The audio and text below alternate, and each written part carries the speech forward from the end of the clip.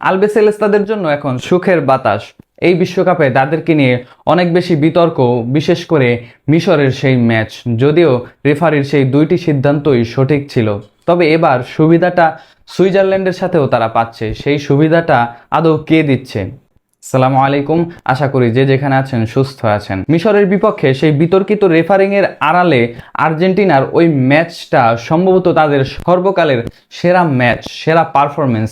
Argentina কখনো এভাবে পিছিয়ে পড়ে ম্যাচটাকে বের করতে পেরেছে, সেই বিশ্বাসটা আর্জেন্টাইন কোনো ফ্যানও কখনো করতে পারেনি, কখনো করেওনি।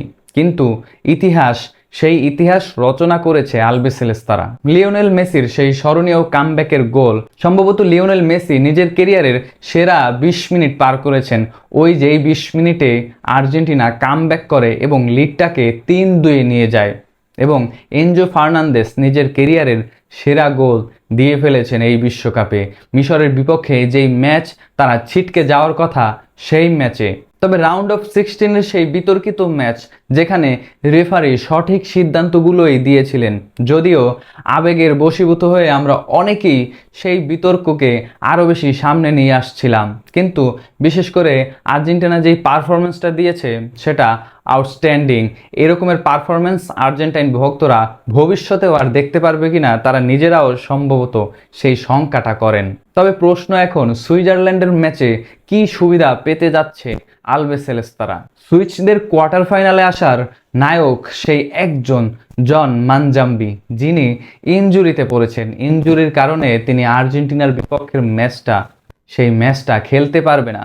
যেই একজন 3 গোল এবং 2 অ্যাসিস্ট করে সুইজারল্যান্ডকে এই পর্যন্ত নিয়ে এসেছেন, অবশেষে কোয়ার্টার ফাইনালে আর্জেন্টিনার বিপক্ষে তিনিই খেলতে পারছেন না। সুইজারল্যান্ডের জন্য এটা অনেক বেশি হতাশার, এবং আর্জেন্টিনার জন্যই এটা অনেক বড় একটা সুযোগ।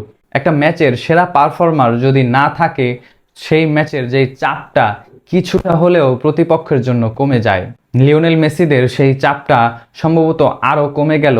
সেমিফাইনালের যাত্রা এবং সেমিফাইনালের পথটা আরো সহজ, আরো সুমধুর আলবিসেলেস্তাদের সামনে এখন। তবে আপনার কি মনে হয়? আপনিও কি আমার সাথে একমত কিনা? আর্জেন্টিনার সামনে এখন এই সুযোগটাও, যেটা প্রকৃতি থেকেই পাওয়া। সুইজারল্যান্ডের বিপক্ষে তাদের মেইন ম্যান নেই, আর্জেন্টিনার এটাই সুযোগ। আপনিও কি আমার সাথে একমত কিনা? কমেন্ট বক্সে নিশ্চয়ই জানাবেন।